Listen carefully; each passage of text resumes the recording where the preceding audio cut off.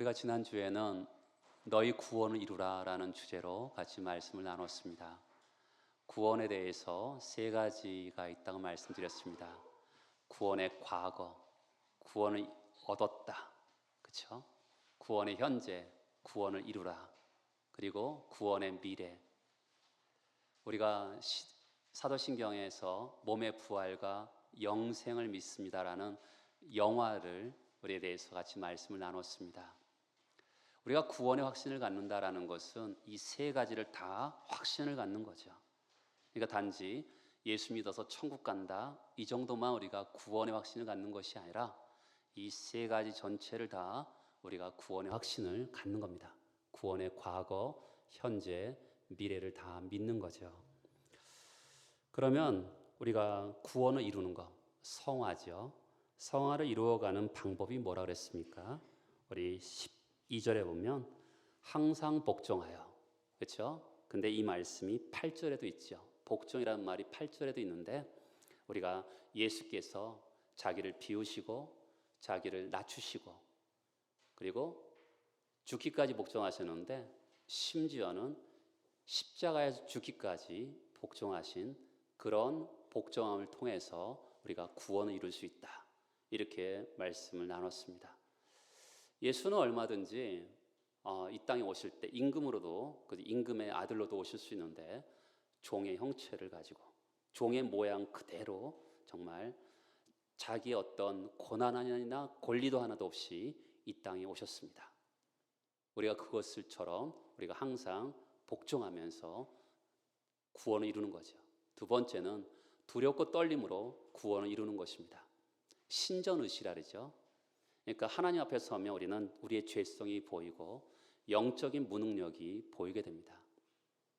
그리고 그러면서도 그것만 보이는 것이 아니라 우리가 모세가 홍해 앞에서 담대했던 것처럼 여호수아가 여리고성 앞에서 담대했던 것처럼 사역의 성화도 이루어지는 것이죠. 성화를 보통 우리 생각하면 단지 도덕적인 순결함을 성화로 생각하는데 정치, 경제, 사회, 문화 가운데 속에서도 우리는 성화를 이루어갈 수 있음에 대해서 지난주에 말씀을 나눴습니다. 근데 그것을 어떻게 이루냐면 13절에 보면 왜냐하면 그렇죠? 하나님께서 우리에게 너희 안에 행하신 하나님이 그 하나님의 도우심과 그리고 우리의 인격적인 반응을 통해서 우리가 성화가 이루어짐을 같이 말씀을 나눴습니다.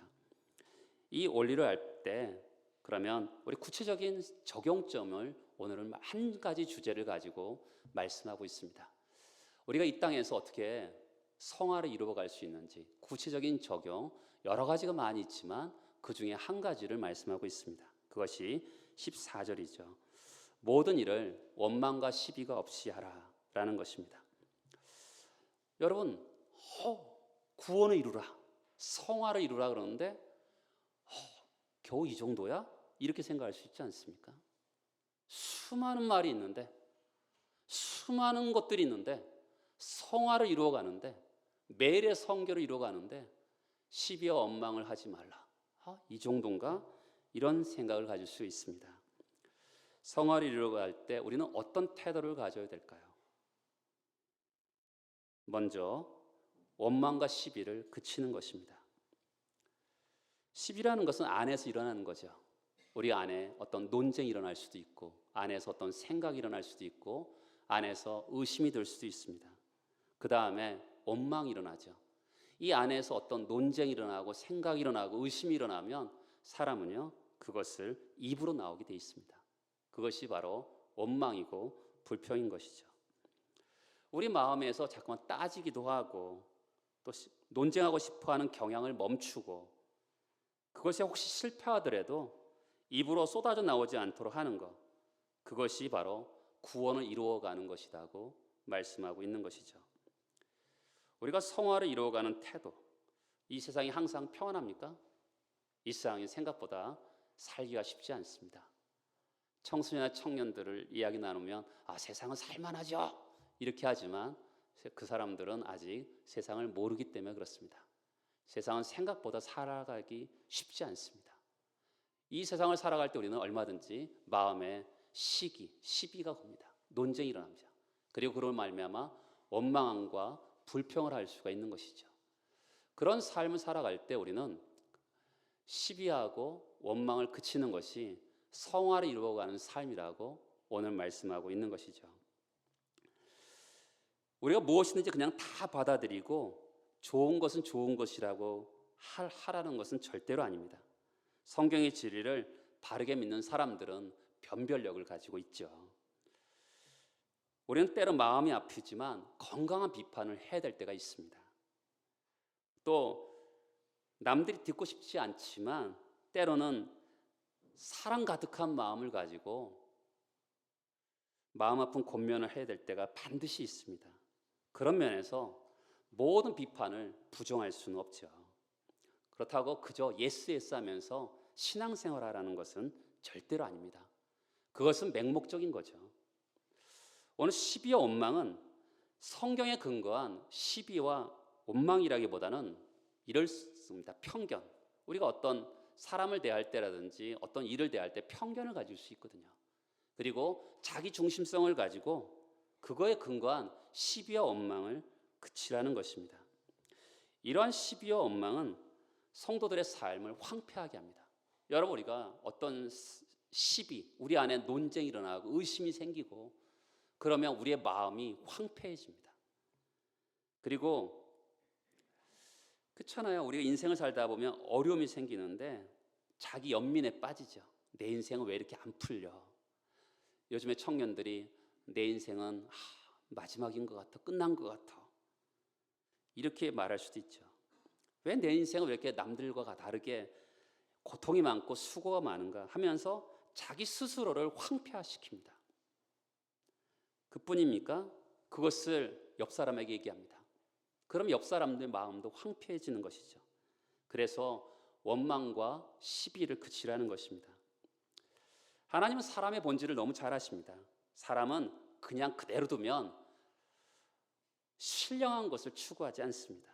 참된 것, 영원한 것을 목말라 하기보다는 지금의 기쁨과 즐거움을 더 원하는 것이 우리 본성입니다. 하나님 말씀 아무리 들려줘도 참되고 영원한 것을 위해 수고하면서 살려고 하지 않습니다. 그것이 있으면 좋지만 앞으로 있을 일이잖아요. 지금 당장에 내 눈에 보기 좋고 그리고 내 삶에 기쁨이 있어야 된다고 생각합니다. 그렇죠? 그것이 보편적인 삶이죠. 지금 내 눈에 당장 좋고 기뻤으면 좋겠어요. 그것이 우리의 인생입니다. 근데 하나님은 그런 인생을 어디로 데려가시냐면 광야로 데려가십니다. 마른 땅이죠. 죽음의 땅으로 때로는 데려가실 때가 있습니다. 광야로 데려가야만 이 땅에 얼마나 이 땅이 것이 바람 잡는 것 같고 구름 잡는 것 같은지 그 실체를 알 수 있기 때문입니다. 그 거친 광야를 들어가면 목이 마르고 배가 고프고 또 수많은 수고를 하면서 눈이 열립니다. 하나님이 우리 영혼을 연단시키면서 하늘에 속한 신령한 것을 사모하게 합니다. 그것이 바로 광야를 데려가시는 목적이기도 하죠. 그런데 우리는 광야를 통과할 때 어떻습니까? 하나님의 구원의 섭리를, 하나님의 사랑을 의심합니다. 그렇죠? 하나님은 우리가 한 번도 하나님의 섭리와 계획을 틀리게 한치 오차도 없이 우리를 인도하시는데 그 귀한 사랑을 우리가 어떤 순간에서도 함께 하시는 것을 좀처럼 믿지 못하고 불평하고 원망합니다. 여러분, 우리 마음속에서 끝없는 시비가 일어납니다. 하나님 향해서 불평합니다. 근데 하나님 향해서는 차마 불평하기가 어려워요. 왜냐하면 혹시나 해코지 할까 봐라는 두려움이 생깁니다. 이거 어떻게 합니까? 옆에 있는 남편, 아내, 자녀, 부모에게 또 저 같은 목사에게 이렇게 원망하고 불평하기도 합니다. 그것이 인생의 어리석음이죠. 주 안에 사랑하는 여러분, 지난 한 주간 동안 여러분 입 밖으로 어떤 말들을 내뱉었습니까? 그리고 마음의 생각은 어떤 생각을 하셨습니까? 혹시 밖으로 말은 내보지 못했지만 속으로 끝없는 시비가 일어나지는 않았습니까? 그리고 그것이 사람은요, 속 안에서 끊임없이 논쟁하고 의심하고 생각하면 그것은 언젠가는 바깥으로 나오게 되어 있습니다. 그것이 바로 원망과 불평이죠. 그러면 자기의 시비가 일어나면서 자기 마음도 황폐해지고 원망과 불평을 듣는 사람들도 그 자리도 가정도 교회도 황폐해지게 되어 있습니다. 어떻게 보면 지금 우리와 함께 살아주고 우리의 한계, 우리 약함을 그대로 받아주는 그런 배우자, 부모님, 자녀들에게 고마워요. 당신과 나를 살아줘서 정말 당신 기쁨이 됩니다. 이런 말을 해본 적이 있습니까? 그냥 안 좋고 섭섭한 말만 표현하죠. 사랑한다 꼭 말해야 돼. 당신 때문에 내가 살맛이 나. 이렇게 꼭 말해야 돼. 말하지 않아도 다 아는 거야. 아는 거 아니야? 어떻게 알겠어요? 속으로 있는 건데. 말은 항상 어떤 얘기합니까? 섭섭한 얘기만 하고 화나는 얘기만 하니까 항상 저 사람 속은 항상 그런 게 아닌가, 이런 생각을 들죠. 뉴스를 보면 마음이 상할 때가 참 많습니다. 어떻게 보면 우리나라 뉴스는 마음이 상하고 영혼이 상하고 어쩔 때는 막 무너질 때가 있어요.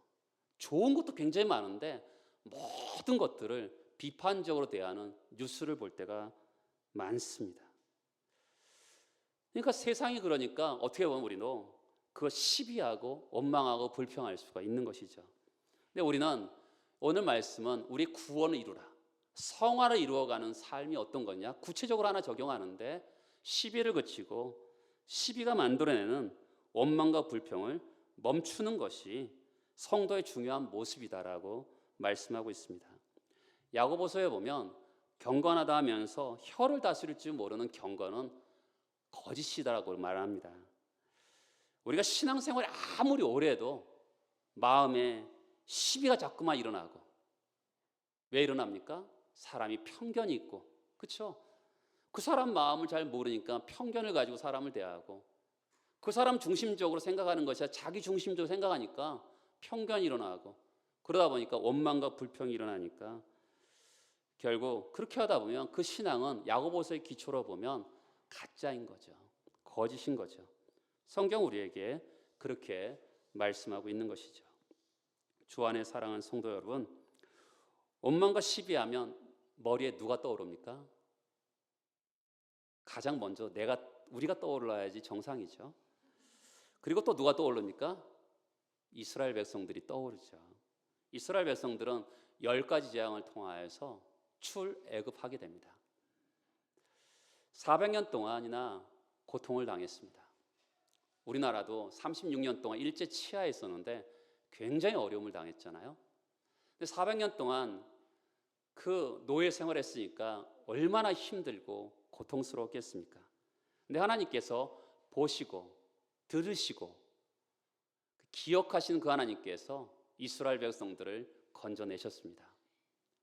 그리고 홍해를 가르시고, 그리고 애굽 병사들을 수장했습니다. 미리암과 수많은 백성들이 악기는 다 들고서 하나님을 찬양합니다. 기적의 현장을 경험한 다음에 곧이어서 마라의 쓴물을 경험합니다. 어떻게 하죠? 불평이 터져 나옵니다. 가나안 땅으로 곧 들어갈 줄 알았는데 죽음의 땅 광야가 기다리고 있습니다. 애굽의 고기와 떡을 그리워하면서 하나님을 원망하고요, 부추와 파와 마늘을 먹고 싶어서 하나님을 원망합니다.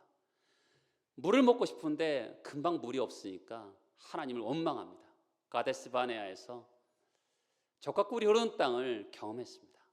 그럼에도 불구하고 하나님 약속을 믿지 못하고, 하나님께서 그 거대한 거인 같은 백성들이 거기 거주하고 거대한 성읍이 있는데 거기를 들어가면 자기들이 죽을 것 같으니까 하나님이 우리를 애굽에서 죽게 하지 않으시고 이 죽음의 땅 광야에서 우리를 죽게 하려고 우리를 불러주셨구나 하면서 원망합니다.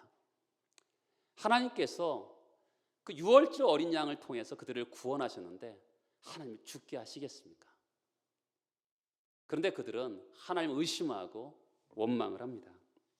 그것에 대해서 고린도전서 10장은 어떤 사람들이 원망하다가 멸망시키는 자에게 멸망하였나니 너희는 그들과 같이 원망하지 말라. 우리에게 구약의 사건을 가지고 우리에게 교훈하고 있습니다. 우리는 하나님께서 너무나 귀한 예수의 보혈을 흘려서 값주고 사셨습니다. 약속의 땅으로 가나안으로 데려가십니다. 그런데 우리를 어머니 모태에서부터 죄 가운데 태어났기 때문에 영원하고 참되고 신령한 것을 추구하기보다는 일시적이고 내 몸에 편한 것들을 추구하는 우리를 잠시 우리를 광야로 데려가실 때가 있습니다. 그런 자리에서 목이 마르고 배가 고프고 어려움을 만나고 아말렉과 같은 대적들을 만나고 그럴 때 우리가 원하는 대로 되지 않기 때문에 시비가 일어나고 원망을 합니다. 여러분, 이 가운데 속에서 구원을 이루어가는 가장 중요한 방법 중에 하나가 뭐냐면 바로 시비를 그치고 원망과 불평을 하지 말라고 말씀하는 것이죠. 그러면 어떻게 우리가 시비를 그치고 원망하지 않을 수 있을까요? 그것은 지금 바로 하나님을 신뢰하는 마음이 필요한 거죠. 이번 주에 제가 말씀을 준비하면서 제가 오후에 주여 내게 가르치소서라는 주제를 가지고 지난주에 이어서 오늘도 말씀을 전하는데 저에게 하나님 가르쳐달라고 제가 기도했습니다. 나름대로 인생에서 다 질고가 있지 않습니까? 그래서 하나님 저에게 가르쳐 주세요. 저를 지도해 주시고 저를 교훈해 주세요. 제가 어리석습니다. 제가 기도를 했습니다.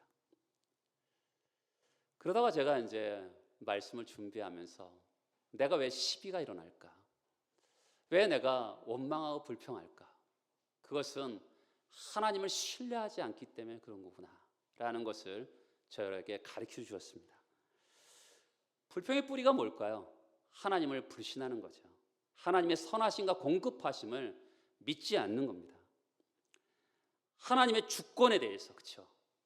하나님 지금 모든 걸 허락하시는 상황에 있는 거잖아요. 그것에 대해서 제가 순복하지 않는 거죠. 그러니까 제 안에 시비가 좀 더 그쳐지고 원망과 불평하는 마음이 그쳐지는 나의 모습을 보게 되었습니다. 여러분, 삶을 거듭하면서 살수록 시련과 아픔이 올 때 우리는 원망하는 것보다 불평하기보다 어떻게 되죠? 하나님을 인정하는 거죠.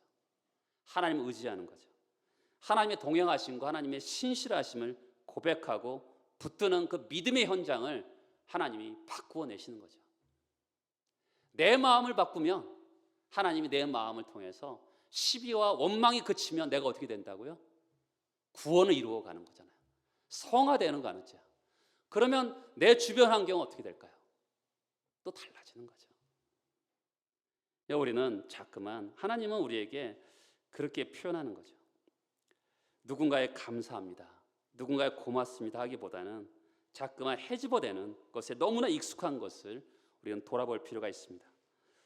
구원을 이루어가는 성도의 중요한 삶이 뭐냐면 시비를 그치고 원망과 불평을 멈추어서 가는 것이 바로 구원을 이루어가는 구체적인 방법이라고 우리에게 말씀합니다. 그렇게 시비를 그치고 원망을 그치고 살아갈 때 우리에게 어떤 일이 일어날까요? 그것은 15절입니다.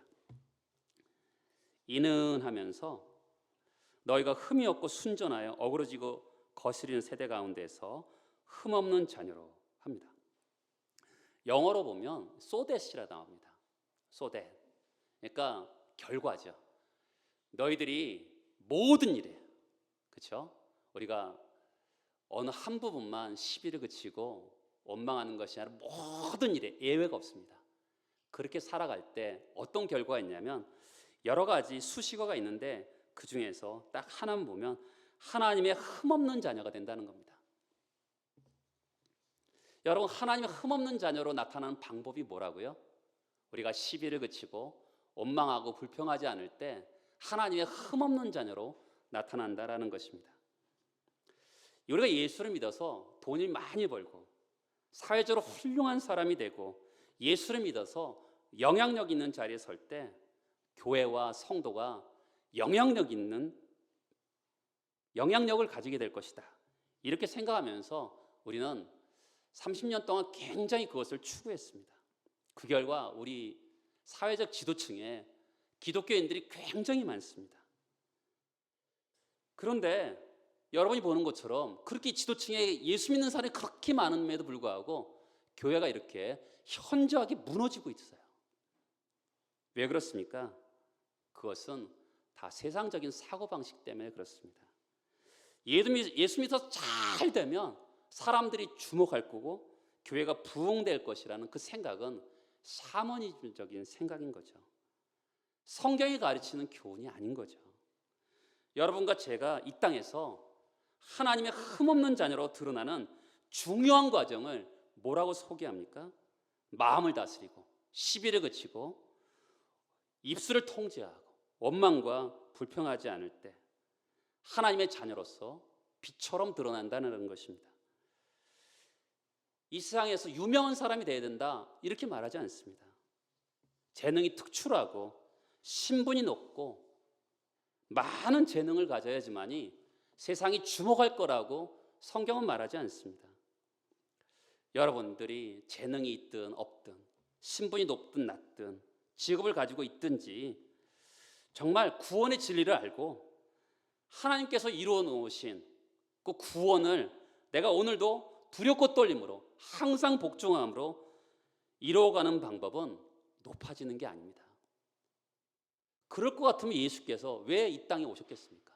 왜 십자가에서 죽으셨겠어요? 예수는 높으신 분인데 낮아지시고 비우시고 심지어는 죽기까지 복종하셨거든요.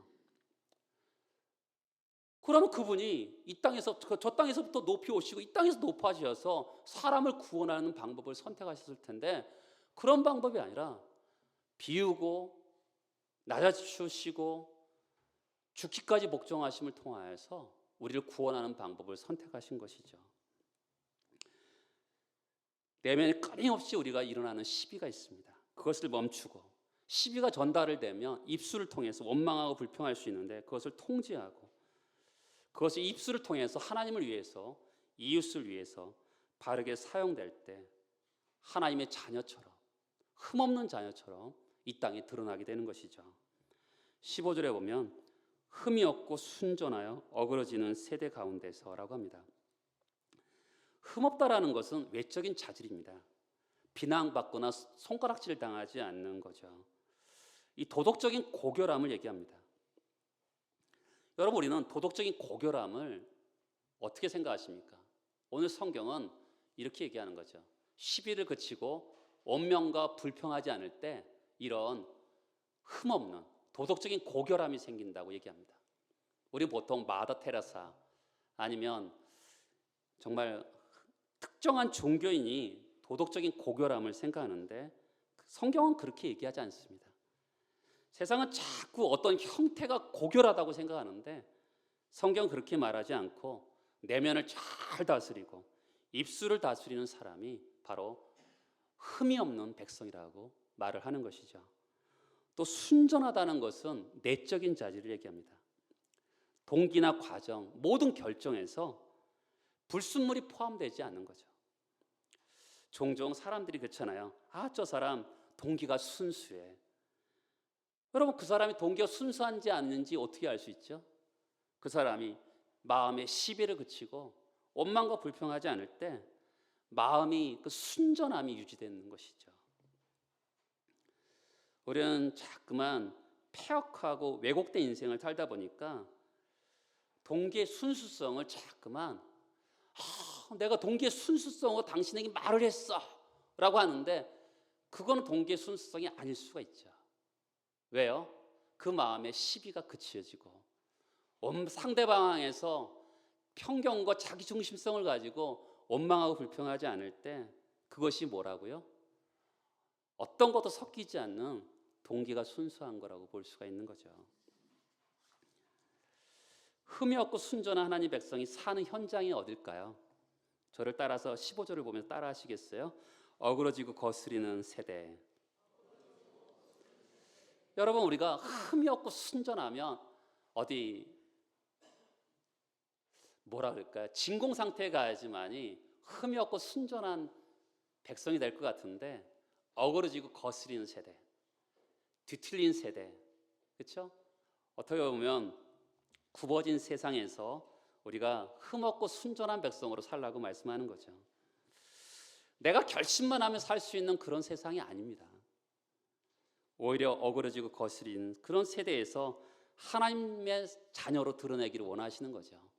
이것이 제가 교회를 좋아하는 이유 중에 하나입니다. 수도원이나 저기 멀리 가서 그런 데 가서 사는 것이 아니라 이 교회에 와서 사는 거죠.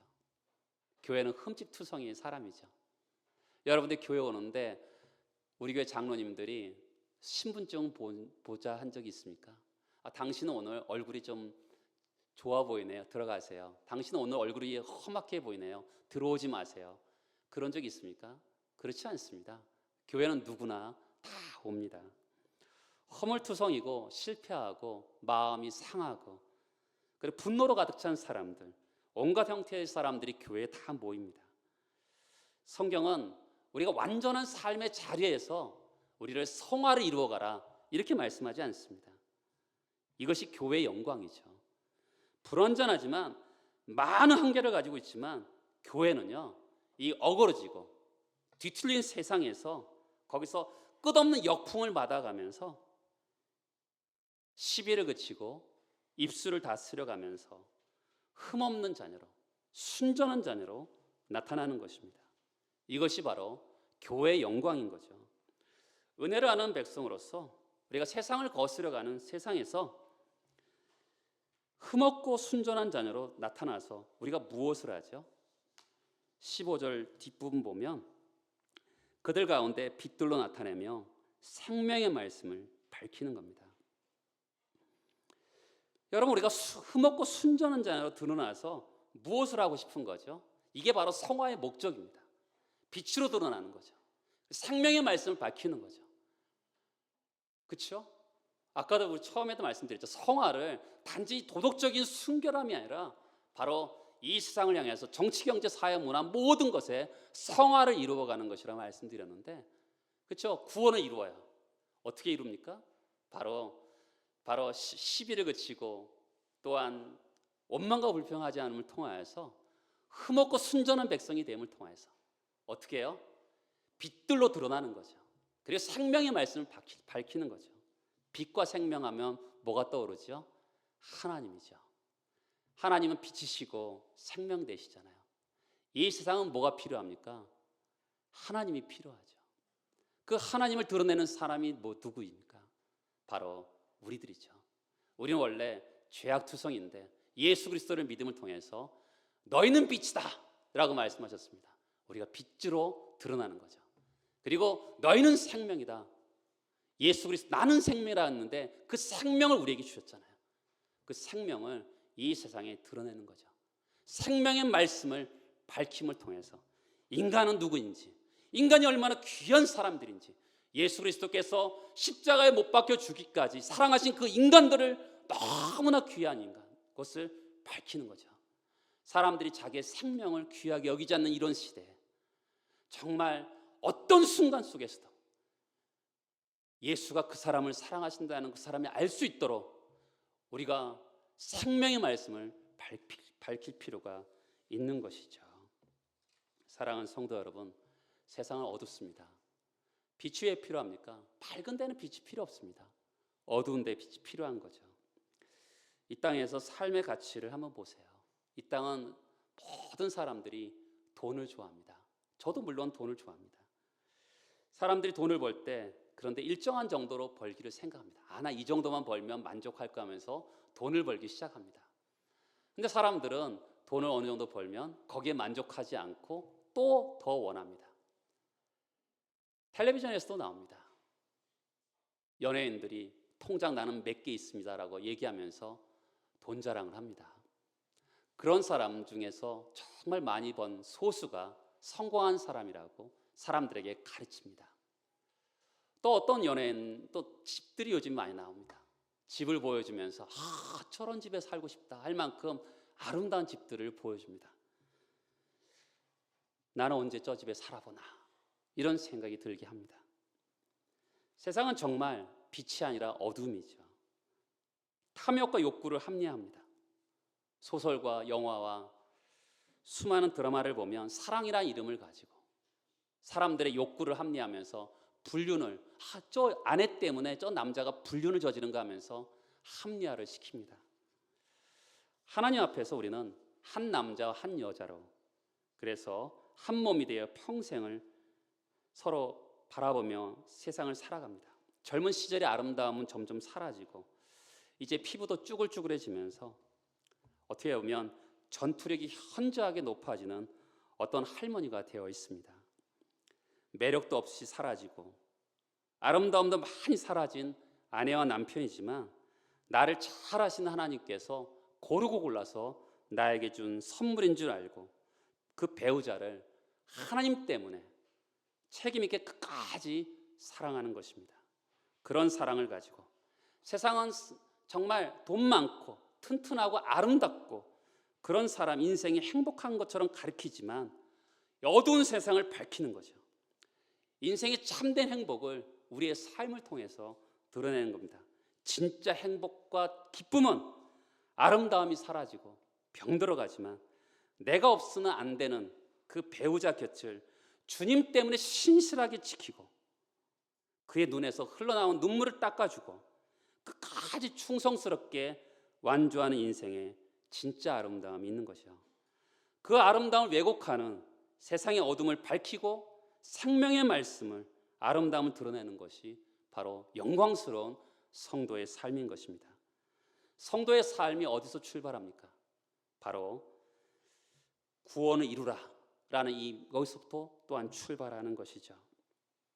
가난한 사람이든 부자든 높은 사람이든 낮은 사람이든 재능 있는 사람 재능이 없는 사람 누구든지 중심을 보시는 하나님 앞에 우리 중심을 들여서 시비를 멈추고 시비가 만들어내는 원망을 멈추면서 출발하는 것입니다. 그럴 때 구원을 이루어가면서 성화가 되면서 빛들로 나타나고 생명의 말씀을 밝혀지게 되는 것이죠. 그것이 바로 여러분과 저를 부르신 이유입니다. 성화의 목적이 뭐라고요?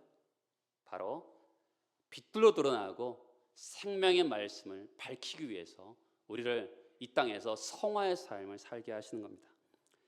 세상과 똑같이 산다 해보십시오. 그럼 이 세상은 망하는 겁니다.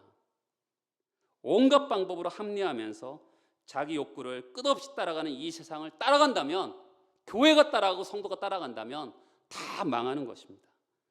우리같이 엉터리 같은 우리를 예수 그리스도의 보혈로 구원하시고 이 땅의 어둠을 밝히고 말씀을 밝혀내면서 옆에 있는 사람들을 감사하고 기뻐하면서 살아간다면 이 세상과 다른 것을 우리가 보여주는 거죠. 그럼을 통해서 살아가는 겁니다. 우리를 왜 이 땅에 놔두셨습니까? 구원하자마자 천국 간다면 그것만큼 편한 게 어디 있을까요? 근데 우리에게 이 땅의 성화의 삶으로 이 땅의 구원을 이루는 매일의 성결을 살게 하시는 이유는 뭐냐면 우리를 통해서 빛들로 드러내고 생명의 말씀을 밝혀서 이 땅에 희망이 없고 어두운 이 세상을 밝혀내기 위해서 우리가 오늘도 살아가는 것이죠. 사랑하는 여러분, 여러분의 입으로 불평하지 않고 원망하지 않는 것으로 충분하지 않습니다. 무엇을 해야 되죠? 17절 하반절에 보면 나는 기뻐하고 너희 무리와 함께 기뻐하리라. 이와 같이 너희도 기뻐하고 나와 함께 기뻐하라. 두 절에 기뻐하라는 말이 4번이나 나옵니다. 빌립보서는 기쁨의 서신입니다. 자기가 죽을지 살지 모르는데 아름다운 기쁨의 서신을 씁니다. 빌립보서에서 가장 두드러진 단어가 기뻐하랍니다.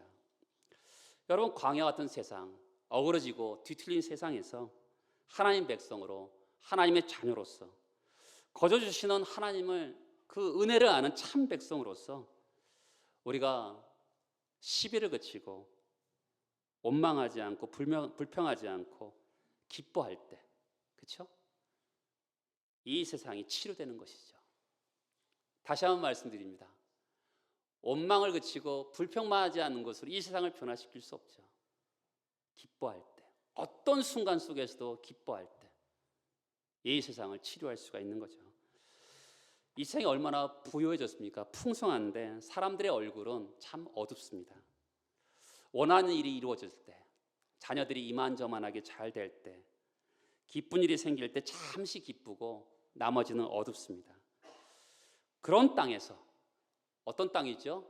어그러지고 거스린 땅에서 우리가 하나님의 백성으로서 시비를 그치고 원망하고 불평하지 않으면서 우리가 신분이 어떻든 재능이 어떻든 지위가 어떻든 상관없이 정말 이 세상에 빛들로 나타나고 하나님 말씀을 밝힐 수 있다 그러면 그것이 바로 경건의 힘인 거죠. 이 세상을 고칠 수 있는 것은 바로 여러분의 성화, 성결을 통해서 이 땅을 살려낼 수 있는 것입니다. 우리가 잘 되어야지만이 살려내는 것이 아니라, 우리가 돈을 많이 벌어야지만이 주변을 살릴 수 있는 것이 아니라 바로 우리의 구원, 그 구원에 이루어 놓으신 성결을 통해서 이 땅을 살려낼 수가 있게 되는 것이죠. 여러분의 중심을 담아서 가족과 사랑하는 사람들에게 감사하고 사람을 살리는 참된 은혜가 여러분을 통해서 가정과 일터와 또한 이 고통스럽고 왜곡된 세상에 풍성하게 임하기를 바랍니다. 다 같이 일어나서 기도하시겠습니다.